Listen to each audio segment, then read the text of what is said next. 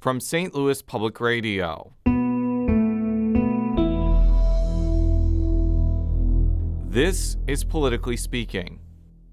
Hi, everybody. This is Jason Rosenbaum, a political correspondent with St. Louis Public Radio. Earlier this week, former Missouri State Senator Kurt Schaefer came out of political retirement to file for Missouri's 3rd Congressional District seat. The Columbia Republican served for 8 years in the General Assembly's upper chamber, but lost decisively in 2016 in the Attorney General primary to Republican Josh Hawley. Now Schaefer is banking on his name recognition as state senator and his geographic base to emerge out of a crowded primary to succeed retiring Congressman Blaine Luetkemeyer. Here's my conversation with former Senator Kurt Schaefer. Why did you decide to re-enter the electoral fray by filing to be the next 3rd Congressional District representative? Because I think what's going on in the country right now is completely unacceptable. I think an open southern border, which is causing fentanyl to pour into this country and kill our kids and destroy our cities. And then on top of that, another story today about an undocumented person who came into the country with no background check, arrested multiple times and let go, and then kills another child. So literally, not only is fentanyl coming across the border and killing our kids, we've got people coming across the border and killing our kids. And it's got to stop. And, and Jason, you and I have known each other a long time. And from my days in the Senate, I'm known as somebody who doesn't just talk. I actually get things done. And I've got multiple things in my record that show that. And I'm tired of people wanting to get elected to be nothing but political influencers online and not doing the job that actually needs to be done. I think that's why we see the problems we've got in Washington. And I'm tired of it. Well, you're very familiar with Congressman Luetkemeyer's trajectory. He lost a statewide election in 2004, but then came back from the electoral grave, so to speak, to win in 2008. You shared an office with him, I think, during the general election, if I'm not mistaken. Mm-hmm. Is there anything that you see in Blaine's trajectory that could correspond with what you're doing right now?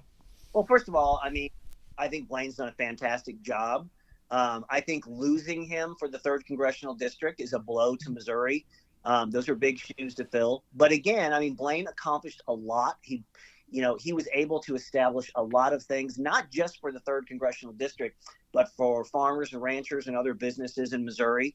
And, to lose him, we have to have somebody who has the ability to replace him and get those things done. And I think that is a good fit. I think I'd match well with Blaine in that respect. Again, we don't need talkers. We need doers. So before I ask you about specific issues, I kind of want you to preemptively respond to 2 things that I'm sure are going to be thrown against you, especially if you gather a lot of momentum. The first is they're going to point to lots of things you said, specifically in 2008, or a number of votes that you made, or a number of endorsements you got in 2012, and they're going to be like, Kurt Schaefer is not conservative. He is like a moderate Republican who is trying to say that he is more conservative than he is. What would be your response to that? Because I am almost sure that because you have a voting record and because you've said things as running for elected office over the years that, they're going to say that you're not as conservative as the other people in the race. Well, I hope we do get to talk about that, because my record, look, I'm sure that there are other people in the race, and I'm sure we'll talk about that, who we probably agree on a lot of things, but the difference is my record.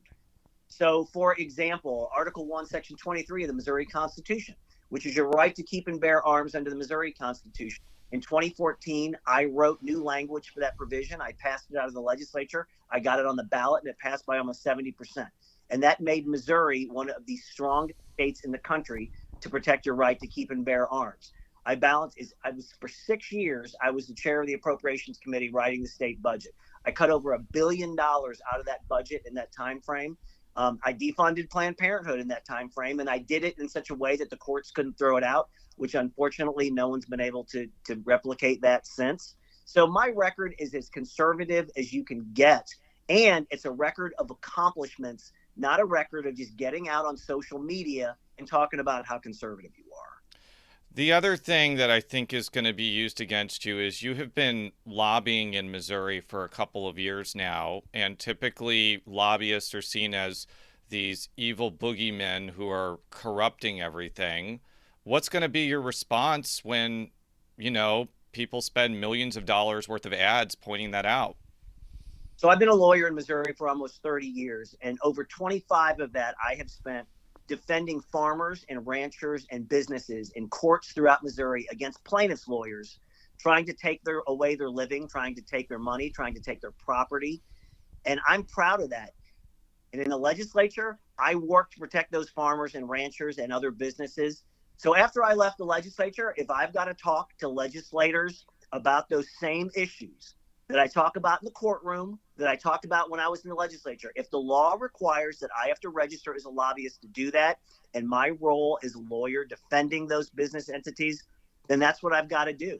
And I'm proud of the work I've done in that regard. I've been doing it for over 25 years of protecting farmers and ranchers, and I'm going to continue to do it. So let's talk about a few issues that are top of mind right now. I think the biggest one right now that is kind of in limbo is this foreign aid package for Ukraine, Israel, and Taiwan. And one of the things I like to do with this is kind of break it up into three pieces, because I'm a Missouri person. I like Hammerschmidt, and I think that bill would have a difficult time being constitutional here. Let's start with Ukraine. Would you support sending more military aid to Ukraine if you were a member of the House right now? I think there's a balance there. And I think that, and I've talked to Blaine about this, I mean, we have a place in the world that we have to be conscious of, that we are the shining beacon in the world. I mean, it's one reason we have a problem with the border is because people want to come into this country and we have a certain responsibility. But the flip side of that is you can't be held hostage. When you've got a problem like the border, the southern border, where you've got over 8 million people coming across that border undocumented in the last 3 years, which is more than the population of 36 states, including the state of Missouri, then you can't be held hostage on things like foreign aid versus are we going to have border security. Joe Biden can control that border. He could close it today if he wanted to. And this concept that we have to be held hostage for other things in order to control our own border and control crime in this country is ridiculous. And I dealt with those issues when I was in the General Assembly, where when we would write the state budget, people might try and hold one piece hostage in order to get something else. And I didn't do it because those pieces, as you said, they do need to be separate, whether it's a Hammerschmidt problem or anything else. And so, I think that you have to evaluate what's appropriate to maintain our place in the world. But what you cannot do is get held hostage to protect the borders of Ukraine when we're not even spending money to protect our own damn borders. Mm-hmm. So if you were in a situation where you were not being held hostage and you could vote on both, like, how would you vote on Ukraine spending right now? I think that Ukraine in a lot of ways is no different than other places in the world where we're threatened by China, we're threatened by Russia, and we need to make sure that we're doing those things as a measure of national security that we need to do. But you always have questions of accountability and waste and where that money's being spent. And I'll just tell you, frankly, I haven't seen a lot on that where there's a lot of accountability on what's already gone to Ukraine. I think we need to maintain our position in the world, but we also don't need to waste U.S. taxpayer dollars, and we also don't need to be shoring up other people's borders when we're not protecting our own border. So, okay, going to Israel aid, and I'm going to ask the same question I've asked to everybody on this point, because I don't think you made this exact point, but a lot of Republicans, like Congressman Burleson, have said, well, I don't want to give money to Ukraine because they have a track record of corruption, which is true. I'm not denying that. There's lots of news articles about how the corruption has been maintained during this war. But then how can you justify giving any military aid to Israel when the prime minister of Israel is literally on trial for corruption? Isn't that a contradictory type of policy position? I think there's no doubt that Benjamin Netanyahu's got issues in Israel, but I think you still have to look at, remember, he's not the only one spending U.S. aid that's going to Israel.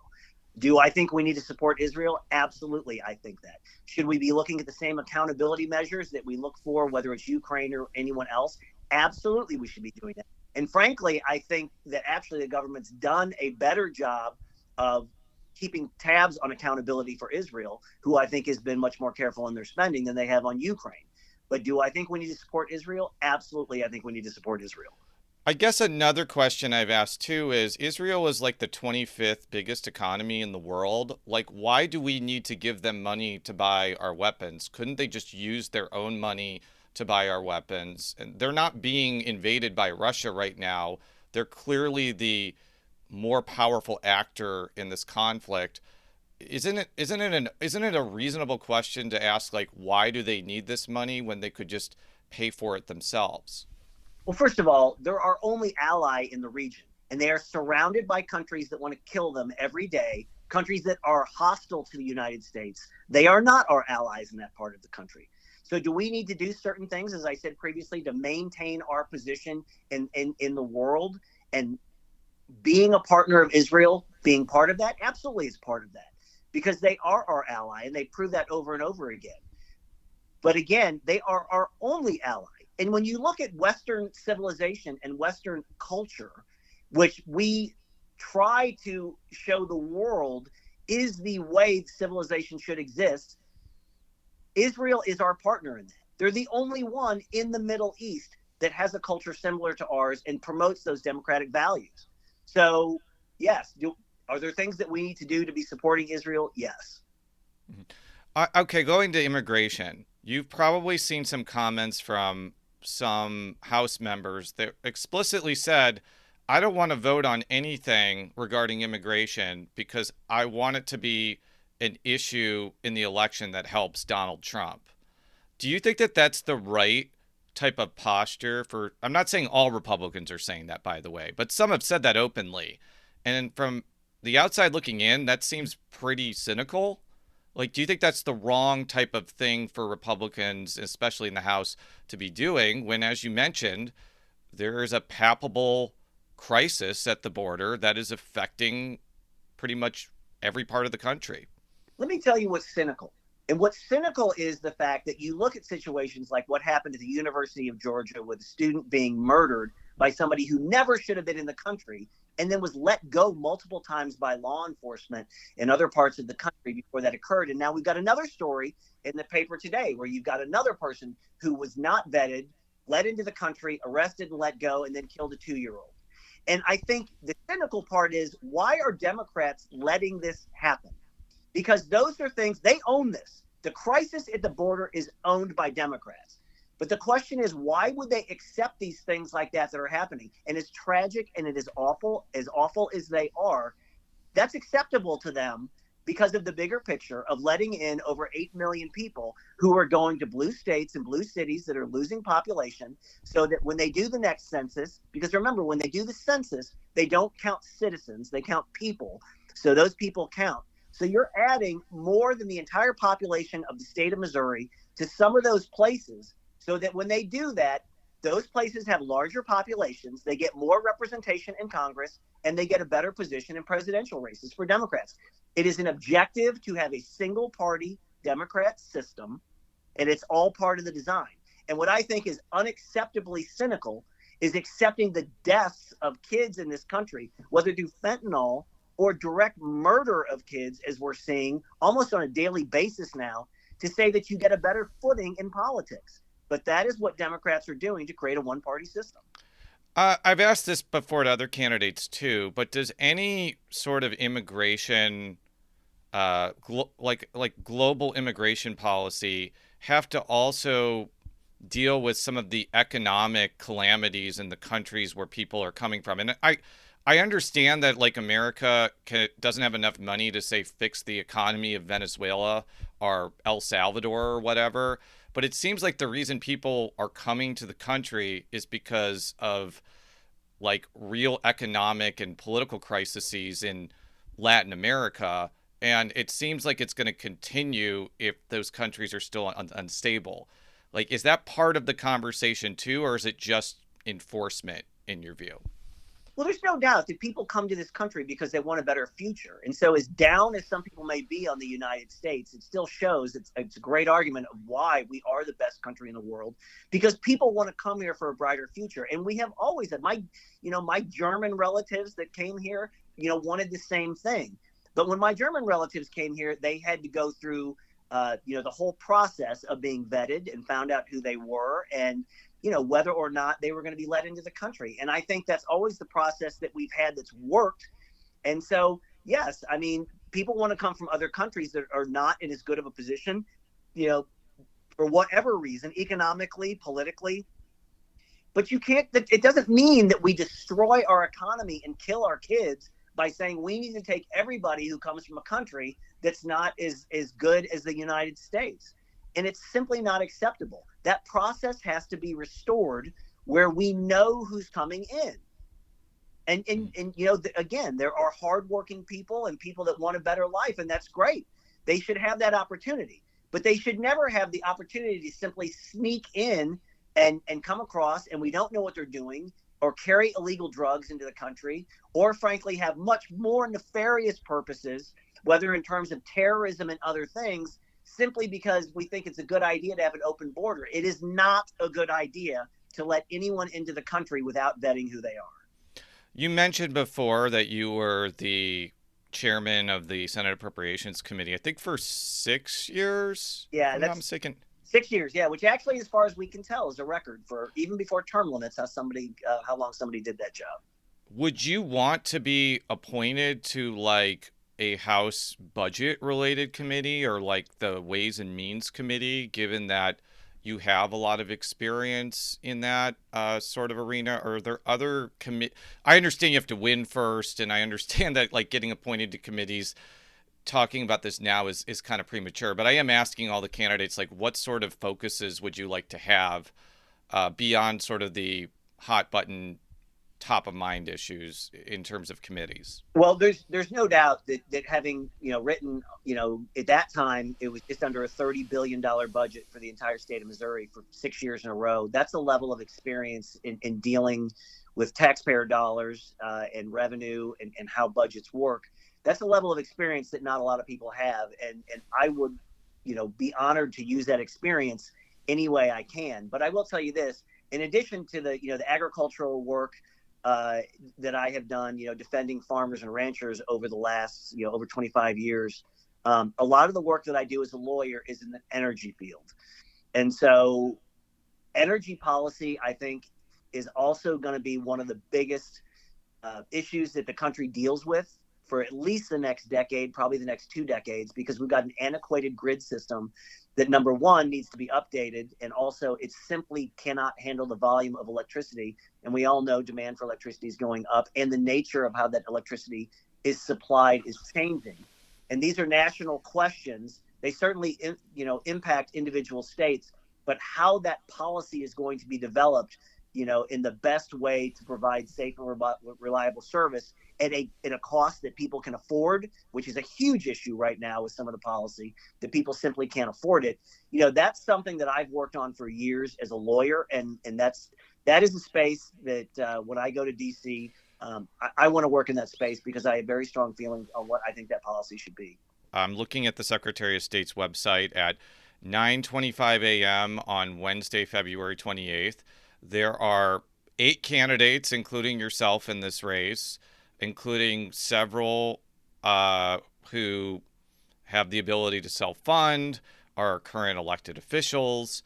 Where do you kind of think that your advantages are in a crowded primary in a district that is fairly unusual geographically? It's mid-Missouri based and St. Louis suburbs based.